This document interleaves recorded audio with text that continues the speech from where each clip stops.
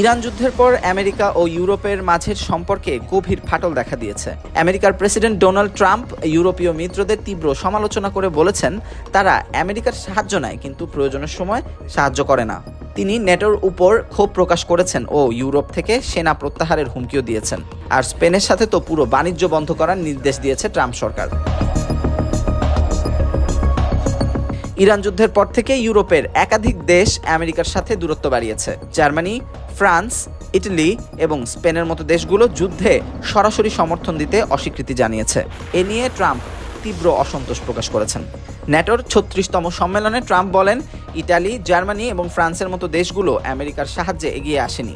এসব দেশকে ফ্রিলোডার বলে আখ্যায়িত করে ন্যাটো থেকে আমেরিকার অংশগ্রহণ কমানোর হুমকি দেন ট্রাম্প। পাশাপাশি ইউরোপ থেকে আমেরিকান ঘাঁটি সরানো এবং সেনা সংখ্যা কমানোর কথাও বলেছেন American president.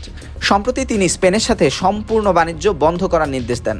Treasury secretary Scott বেসেন্টকে তিনি বলেন, স্পেনের সাথে কোনো বাণিজ্য করবেন না, তারা ভয়ঙ্কর অংশীদার। এর পেছনে স্পেনের সামরিক ঘাঁটি ব্যবহারে অস্বীকৃতি অন্যতম কারণ বলে মনে করা হচ্ছে। ইরান যুদ্ধ চলাকালীন ইউরোপীয় দেশগুলো আমেরিকার সাথে পুরোপুরি একমত হয়নি। জার্মান চ্যান্সেলর ফ্রেডরিক মার্জ স্পষ্টভাবে বলেছেন, তার দেশ এই যুদ্ধে জড়াবে না। ইটালি এবং ফ্রান্সও আমেরিকার অনুরোধে সাড়া দেয়নি। এতে ট্রাম্প ক্ষুব্ধ হয়ে নেটো মিত্রদের অকৃতজ্ঞ বলে আখ্যায়িত করেন। ন্যাটো শীর্ষ সম্মেলনে ট্রাম্প বলেন, আমেরিকা ন্যাটো দেশের নিরাপত্তায় বিপুল অর্থ ব্যয় করে, কিন্তু মিত্ররা তার প্রতিদান দেয় না। তিনি ইউরোপ থেকে আমেরিকান সেনার 1/3 প্রত্যাহারের পরিকল্পনার কথা জানান। এতে করে জার্মানি থেকে হাজার হাজার সেনা সরানোর প্রক্রিয়া এরই মধ্যে শুরু হয়ে গেছে।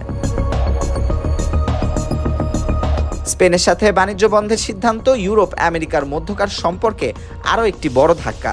ইরান যুদ্ধে স্পেন আমেরিকাকে তার সামরিক ঘাঁটি ব্যবহার করতে দেয়নি, যা ট্রাম্পকে আরও ক্ষুব্ধ করেছে। তবে এমন পদক্ষেপ ইউরোপীয় ইউনিয়নের সাথে আমেরিকার বাণিজ্যিক সম্পর্ককে জটিল করে তুলতে পারে বলে মনে করছেন বিশ্লেষকরা। ট্রাম্পের এমন অবস্থান ট্রান্স আটলান্টিক সম্পর্ককে নতুন চ্যালেঞ্জের মুখে ফেলেছে। আমেরিকান সেনা কমলে ইউরোপ নিরাপত্তার ঝুঁকিতে পড়বে বলে উদ্বিগ্ন ন্যাটো মিত্ররা। বিশ্লেষকরা মনে করেন, ইরান যুদ্ধ ইউরোপ ও আমেরিকার মধ্যের বিভেদকে আরও গভীর করে তুলেছে। ট্রাম্পের আমেরিকা ফার্স্ট নীতি ইউরোপকে স্বাধীনভাবে নিরাপত্তা ব্যবস্থা গড়ে তোলার দিকে ঠেলে দিচ্ছে।